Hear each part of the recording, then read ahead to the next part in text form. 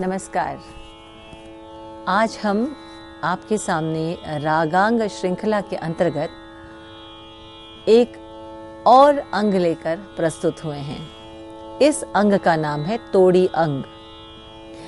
जो विद्यार्थी इस श्रृंखला को देख रहे हैं उनके मन में जिज्ञासा जरूर होगी कि हम इससे पहले मल्हार अंग को लेके आपके साथ चर्चा कर रहे थे। तो मल्हार अंग के अन्य भी राग हैं, जैसे सूर मल्हार, रामदासी मल्हार, इस प्रकार से बहुत से मल्हार। लेकिन इन सभी मल्हारों पर क्यों नहीं प्रकाश डाला गया, तो यहाँ मैं ज़रूर बताऊं कि हमें एक पाठ्यक्रम के हिसाब से ही आपको जो है हम आपको ये लेक्चर सीरीज़ देते हैं जो कि आपके लिए लाभदायक है, जिससे आप कुछ सीखते हैं। तो उसी पाठ्यक्रम के अनुसार ही जो है रागों को लिया गया है, या अंगों के अंतर्गत भी जो है रागों का वर्णन किया गया है। इसी रागांक पद्धति के अंतर्गत एक और अंग आता है, उसे कहते हैं तोड़ी अंग।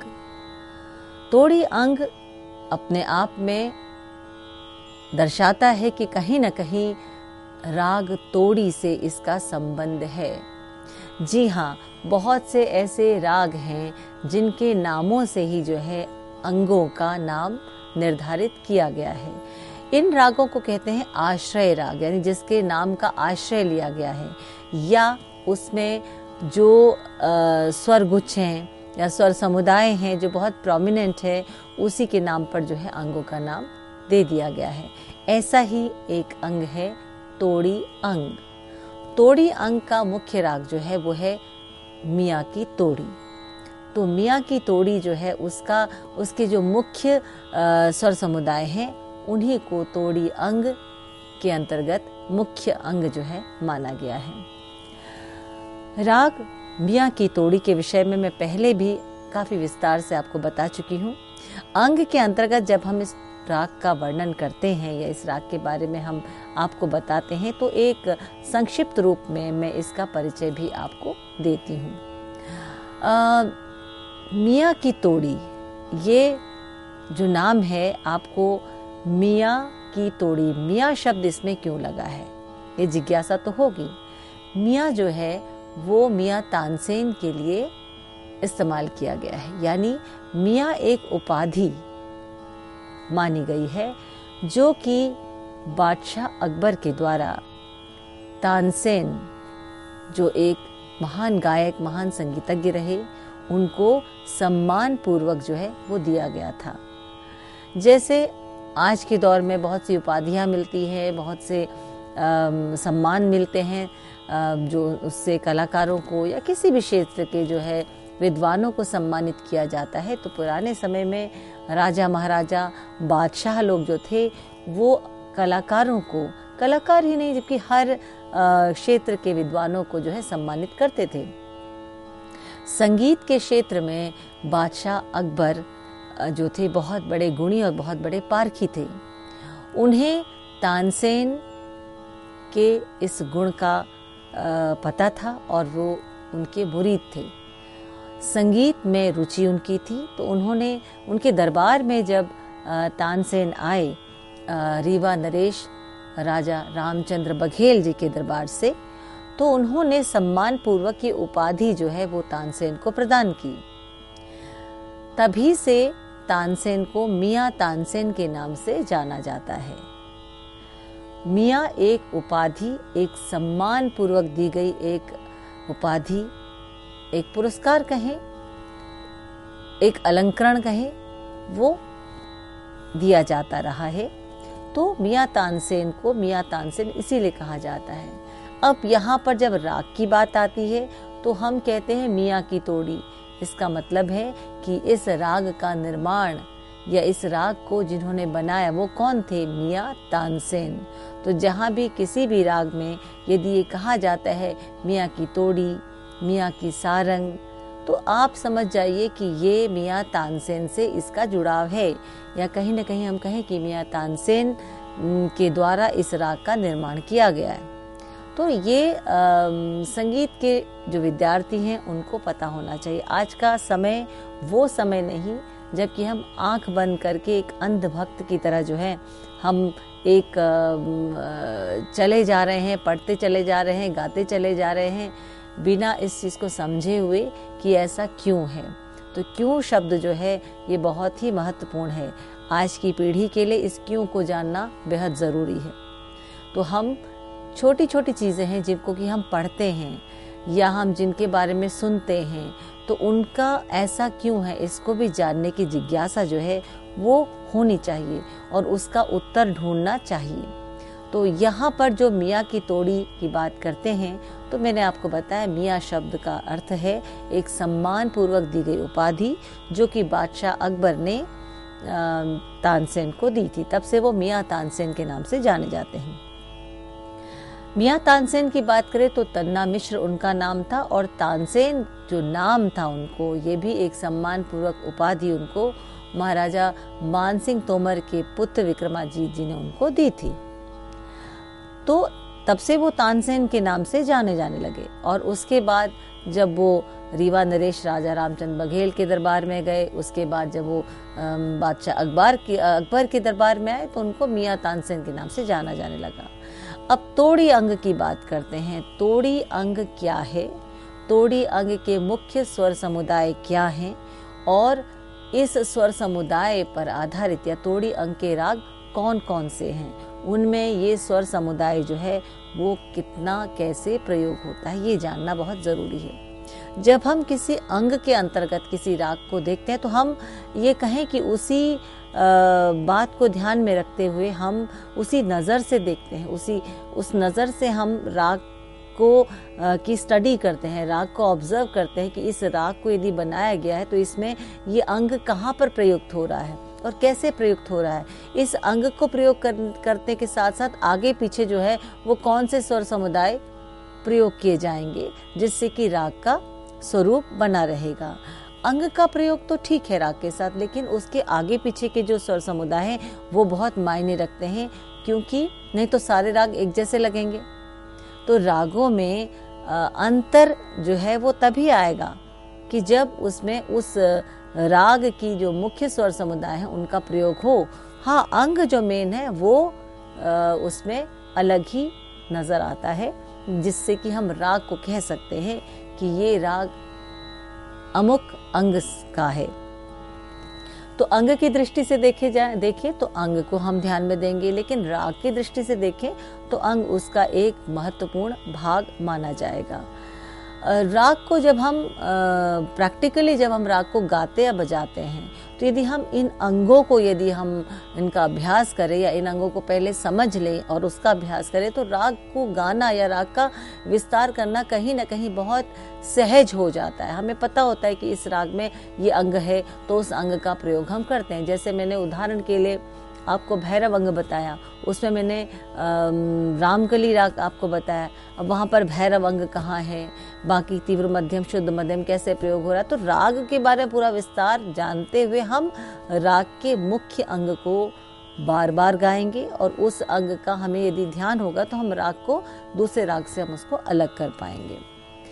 तोड़ी अंग के जो राग हैं उसमें उसके जो मुख्य स्वर समुदाय है वो कोमल ऋषभ, कोमल गांधार और पुनः कोमल ऋषभ, फिर षड्ज पर आना, इस प्रकार से है, जो कि मैं आपको गाकर भी बताती हूँ। तोड़ी अंग का मुख्य राग जो है वो आश्रय राग जिसे कहा जाए वो है राग तोड़ी या मियाँ की तोड़ी। तो ये एक बहुत ही सुंदर राग है, बहुत एक गंभीर प्रकृति का राग है। इस राग का चलन मंद्र मध्य तार तीनों में बहुत सुंदर तरीके से होता है। हिंदुस्तानी शास्त्रीय संगीत के वन ऑफ द बेसिक राग जो है वो तोड़ी को माना जाता है। आरंभ में जब राग सिखाए जाते हैं तो तोड़ी को यदि एकदम सिखाया जाए तो वो थोड़ा सा उसको पकड़ पाना या उस पर उसको अच्छे से गा पाना थोड़ा सा मुश्किल होता है, क्योंकि ये राग में जो है ऋषभ गांधार धैवत कोमल होते हैं, मध्यम तीव्र होता है और जो स्वर संगतियाँ हैं वो अलग हैं, स्वाभाविक है कि और रागों से अलग होंगी। तो उनको बरतना, उनको संभाल के रखना और राग को भी पूरी तरीके से सही तरीके से उसको गाना या बजाना जो है वो बहुत ही महत्वपूर्ण है और उसको संभालना एक मैं ये नहीं कह सकती कि मुश्किल है, लेकिन रियाज करने पर, अभ्यास करने पर ही उस पर आपकी कमांड हो सकती है।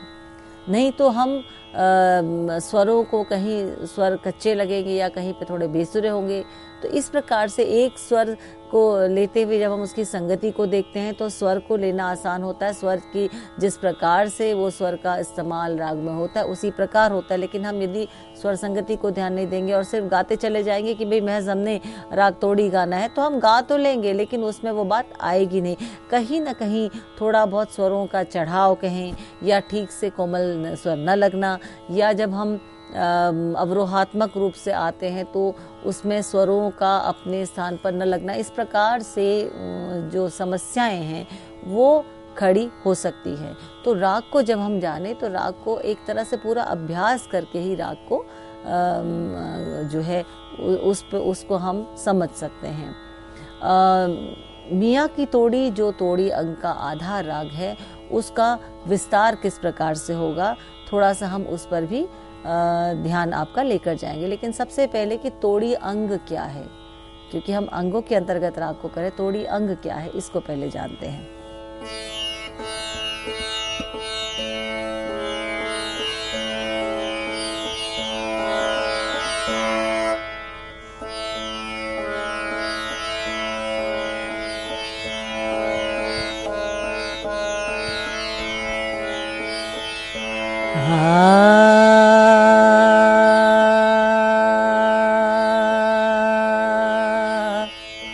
तो पहला क्या, जो तोड़ी अंग का मुख्य, सा रे गा रे सा,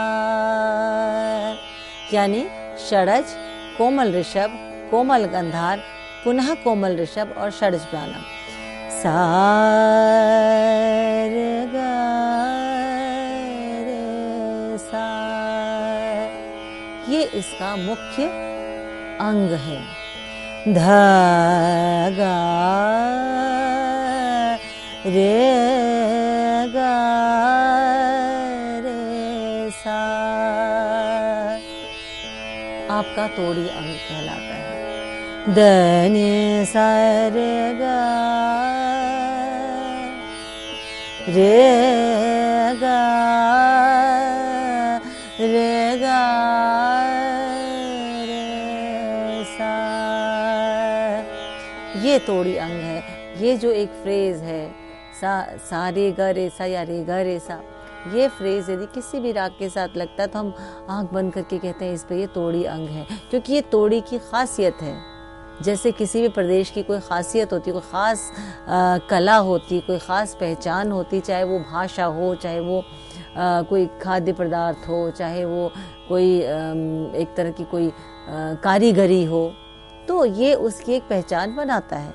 तो रागों में भी वो अंग, हम यदि पंजाब की बात करते हैं तो हम वहाँ की कोई ख़ास चीज़, वहाँ की भाषा, वहाँ का कोई कारीगरी का कोई ऐसी कोई नमूना, या हम कहें वहाँ का खान पान, हमारे माइंड में एकदम से वो चीज़ आती है। बंगाल की बात करें तो हम स्वाभाविक है कि बंगाल में बांग्ला भाषा हमारे माइंड में सबसे पहले आएगी।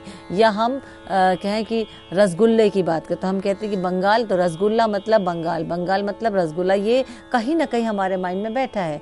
शायद वो दिल्ली में भी बनता है, राजस्थान, कश्मीर, गुजरात, सब जगह, लेकिन एक तरह से उसका पर्याय मान लिया जाता है। तो इसी प्रकार से जो है, जब हम तोड़ी की बात करते, तोड़ी अंग की बात करते, तो वहाँ पर सा रे गा रे सा, ये कहीं भी इस्तेमाल होगा तो हम कहते हैं कि वो तोड़ी अंग है, और ये जानना बहुत ज़रूरी है। तोड़ी अंग के जो राग हैं उनको मुख्यतः 3 भागों में बांटा गया है। पहला भाग जो है वो हम कहेंगे कि एक तरह से भैरवी थाट की जो तोड़ी प्रकार हैं, तोड़ी के जो प्रकार हैं, उसमें आपकी बिलासखानी तोड़ी आती है, उसमें आपकी लक्ष्मी तोड़ी, गांधारी तोड़ी, भोपाल तोड़ी, इनको माना गया है। और तोड़ी थाट के जो राग हैं, देखिए थाट जो 10 थाट दिए हैं पंडित भातखंडे जी ने, जो दशविध थाट पद्धति जो बताई है उसके अंतर्गत ही मैं बता रही हूँ। तोड़ी थाट के अंतर्गत जो राग है उसमें मियाँ की तोड़ी आती है, आपकी गुर्जरी तोड़ी, हुसैनी तोड़ी और बहादुरी तोड़ी, ये राग जो है आपके आते हैं। इसके बाद आपकी आसावरी थाट की तोड़ी आती है जिसमें कि आपकी देव गांधारी, खट तोड़ी, देशी तोड़ी, लाचारी तोड़ी, अंजनी तोड़ी, इस प्रकार के जो राग है ये आसावरी थाट के अंतर्गत जो तोड़ी है उसके अंतर्गत ये राग आते हैं। यानी अब जब हम तोड़ी की बात करते हैं तो अंग की बात करें तो अंग अलग है, ठाट अलग है। ये मैं हमेशा कहती हूँ कि उसको मिक्सअप न किया जाए। तोड़ी थाट अलग है, तोड़ी अंग अलग है। थाट में सातों स्वर आते हैं, सिर्फ आरोहात्मक लें तो वो थाट, जैसे हम सा रे गा मा पा धा नी हो गया तोड़ी थाट। यानी ऋषभ, गांधार, धैवत, कोमल, मध्यम, तीव्र और निषाद शुद्ध, ये आपका ठाट आ गया। लेकिन जब हम तोड़ी राग को गाएंगे तो सा रे गा मा मदनी द मदनी सा नी द मद पद मग मरे रे गा रे सा। तो यहाँ पर ठाट से तो राग निकला है, लेकिन राग की अपनी एक खासियत है। ठाट कभी भी रंजकता नहीं दे सकता, वो भाव की अभिव्यक्ति उसमें नहीं हो सकती। ठाट आपको एक स्केल बता रहा है, आपको एक तरीका बता रहा है कि तोड़ी ठाट में मतलब ये स्केल है, ये स्वर कोमल आते हैं, ये तीव्र आता है, जो कि दूसरे से उसको अलग करता है। लेकिन राग तो एक जीवंत मामला है। राग बताता है कि ये स्वर जो हैं इनका इस्तेमाल कैसे किया जाता है और उनके प्रयोग से, उनके इस्तेमाल से जो है भावों की अभिव्यक्ति होती है। इसीलिए राग में रंजकता कही गई है।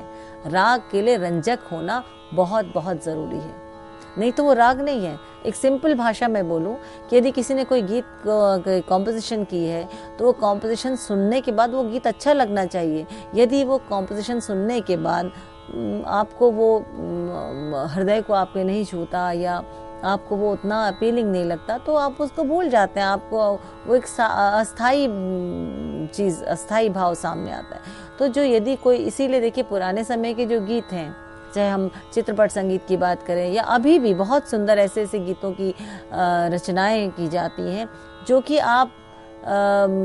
आपके जहन में बैठ जाते हैं और आप उनको बार बार गाते हैं। शायद कुछ दिनों तक न भी गाएं, तभी वो गीत का स्मरण होते ही आप उसको गाने लगते हैं। इसका मतलब उस गीत के जो एक उसको जैसे बनाया गया, जैसे उसकी रचना की गई है, उस पर रंजकता ज़रूर है, तभी तो उसने आपके हृदय को छुआ, तभी आप उसको आज भी अचानक से उसको गाते हैं तो उसको आपको याद रहता है, वरना आप गीत को भूल जाते हैं। तो संगीत की दृष्टि से जो है रंजकता ज़रूरी है, उसमें वो सौंदर्यात्मक तत्व ज़रूर होना चाहिए जो आपके हृदय को छुएगा और उस भाव की को जागृत करेगा। तो ये बहुत ज़रूरी है। तो ठाट और अंग में फ़र्क है, ठाट अलग है, अंग अलग है, राग अलग है। मैंने ये भी शुरू में बताया, ठाट एक सिंपल स्केल है जो बता रहा है राग में ये स्वर जो है, इस ठाट में ये स्वर प्रयोग हो रहे हैं और इस ठाट के अंतर्गत जो राग है उनमें इन स्वरों का प्रयोग होता है। राग कहता है कि प्रयोग तो होता है, लेकिन उसको कैसे प्रयोग होता है, किस प्रकार से, कौन सी स्वर संगति, आरोहात्मक कैसा होगा, अवरोहात्मक कैसा होगा, किस प्रकार के स्वर गुच्छों को लेना, कौन सा स्वर जो है उसको हमें छोड़ना है, उसका प्रयोग नहीं करना है, चाहे आरोह में हो चाहे अवरोह में हो, या प्रयोग करना तो क्या वक्र प्रयोग करना है या उसको सिर्फ थोड़ा छू के आना है, लंघन करना है। ये सब चीज़ें हमें राग बताता है। इसलिए राग की अपनी अपनी विशेषताएं होती है, अपने विशिष्ट उसके फीचर्स जो हम कहें, मेन फीचर्स जो हैं जो उसको एक स्वरूप प्रदान करते हैं। और अंग की बात करें, अंग पूरा राग नहीं, अंग का मतलब होता है उतना एक पार्ट, एक स्वर का समुदाय जो कि अपनी एक विशिष्ट अपना एक स्थान रखती है, जिसको हम किसी राग में यदि प्रयोग करते तो हम कहते हैं कि ये अमुक अंग है। जैसे तोड़ी अंग, सा रे गा रे सा, अब ये जो अंग है यदि किसी भी राग में लग जाएगा कोई भी, तो हम कहेंगे यहाँ पे तोड़ी अंग आता है। ये ज़रूरी नहीं कि उस राग को यदि हम कह रहे हैं तो हम पूरा ही तोड़ी की तरह उस राग को गाया जाए, नहीं, उस पे वो अंग का प्रयोग हो रहा, उतना ही पोर्शन जो है वो आपका तोड़ी अंग कहलाएगा। तो ये बातें जो है ये विद्यार्थी के लिए जानना बहुत ज़रूरी कि थाट क्या होता है, राग क्या होता है और अंग क्या होता है, तीनों में कैसे डिफरेंस है, ये आपको पता होना चाहिए। अब जैसे तोड़ी की बात की, मैंने आपको तोड़ी थाट बताया, तोड़ी राग बताया, अब तोड़ी अंग बताया। तो इस प्रकार से तोड़ी अंग की ये विशिष्टताएं रहती हैं। तोड़ी अंग के अंतर्गत जो थाट के अंतर्गत जो राग है, अलग अलग थाटों के अंतर्गत, वो मैंने आपको बताया। अब थोड़ा सा हम तोड़ी राग की बात करते हैं। इसके अंतर्गत जो राग बताए जाएंगे उस पर तोड़ी राग की बात करते हैं। तोड़ी जो है वो दिन के द्वितीय प्रहर में गाया जाने वाला एक बहुत सुंदर राग है और गंभीर प्रकृति का है। इसमें मंद्र मध्य तार तीनों में इसका विस्तार होता है। ये राग जो है बहुत ख़ास इसलिए भी है क्योंकि स्वाभाविक है कि मियाँ तानसेन जी के साथ इसका संबंध माना जाता है कि उन्होंने ही इसको बनाया, इसलिए बहुत विशिष्ट है। और इस राग में ऋषभ, गांधार और धैवत तीनों कोमल होते हैं और मध्यम जो इसमें तीव्र होता है। ये राग जो है जैसे आपसे बताया कि भाई दिन के द्वितीय प्रहर में गाए जाने वाला राग है, तो उस समय ये सुबह आप लीजिए इसको करीब 10 बजे के आसपास, 9-10 बजे के आसपास आप इसको ये राग को गा बजा सकते हैं। अपने आप में ये जो राग है ये अपनी विशिष्टता जो है तोड़ी अंग की तो लेता ही लेता है, लेकिन इसकी जाति जो है वो संपूर्ण मानी गई, यानी 7 स्वरों का प्रयोग होता, पर कैसे होता है ये आपको गाकर ही पता चलेगा, या आप जब उसको प्रैक्टिकल फॉर्म में देखते हैं तभी वो आपको पता चलता है कि इसमें ऐसा किस प्रकार से। कई बार होता है कि हम 7 स्वर के किसी स्वर को हम कम इस्तेमाल करते हैं, तो ये भी विद्यार्थी को पता होना चाहिए। तो इसकी जाति जो है वो संपूर्ण मानी गई है और ये तोड़ी थाट का राग है। स्वाभाविक है, तोड़ी थाट का राग आश्रय राग है, उसी के नाम पर ही थाट का नाम रखा गया, उसी के नाम पर ही अंग का नाम भी रखा गया, इसलिए तोड़ी अंग, तोड़ी थाट और तोड़ी राग, ये 3 इसके अलग अलग प्रकार जो है वो माने गए हैं। अब इसके आरोह किया, मध्यम इसमें हमेशा तीव्र रहेगा। मध्यम जो है वो तीव्र मध्यम इसकी खास विशेषता है, जिस प्रकार से इसको गाया बजाया जाता है। थोड़ा सा तोड़ी राग का एक विस्तार आपको बताते हैं।